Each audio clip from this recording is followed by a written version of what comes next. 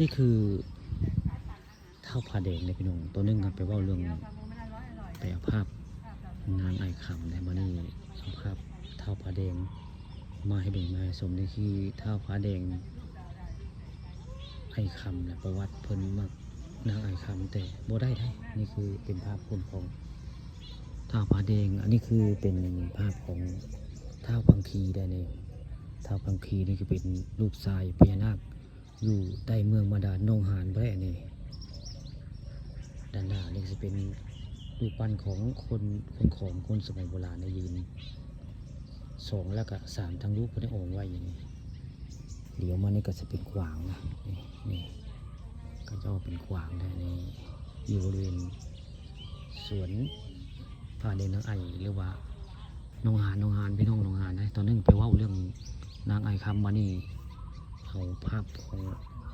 เป็นเพิ่นยังไม่เป็นร่างเป็นกระหกดอนเลยเป็นเพิ่นเป็นร่างเป็นพญานาคอันนี้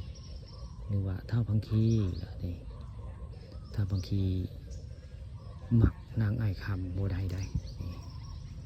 อันผาแดงก็บ่ได้คือกันได้นี่บ่ได้นำกันได้เนื่องจากอันเท้าพังคีนี่ถึกอามาตย์ยิงตุยก่อนได้เลยบ่ได้กันได้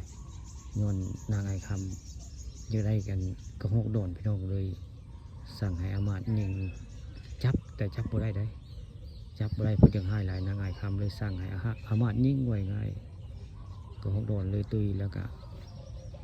จึงได้มีการเหตุการณ์อันเส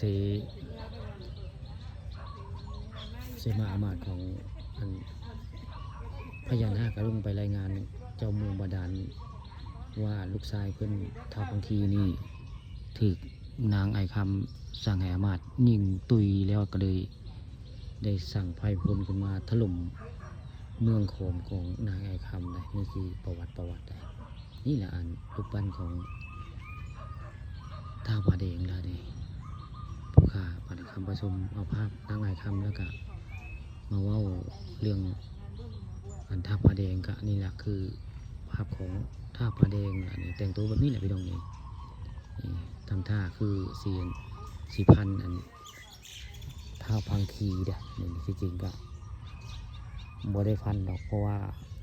เพิ่นใหญ่ว่าง่ายขี่ม้านีเด้ก็เว้าอันนี่อันท้าวผาแดงกับนางไอคำนี่แต่ว่าเป้าหมายเพิ่นก็อยู่ที่นางไอคำและเพิ่นเครียดเนาะอันพญานาคใหญ่เครียดอันนางไอคำที่ให้ลูกชายเพิ่นตุยเนาะหมักบ่ได้สั่งยิงลูกชายเพิ่นก็เลยเพิ่นเอาท่ออันชีวิตของนางไอคำมาละแต่พระประเด็นนี่เพิ่นบ่ได้ตุยได้ประวัติได้เพิ่นบ่ได้เป็นหยังในท้าวผาแดงนะนี่คือประวัติของท้าวผาแดงแล้วก็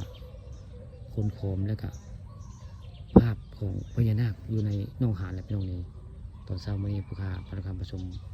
มายินว่ายินจาประวัติของท้าวพังคีนางไอคำหมัก3เศร้าหมักแล้วบ่ได้กันพี่น้อง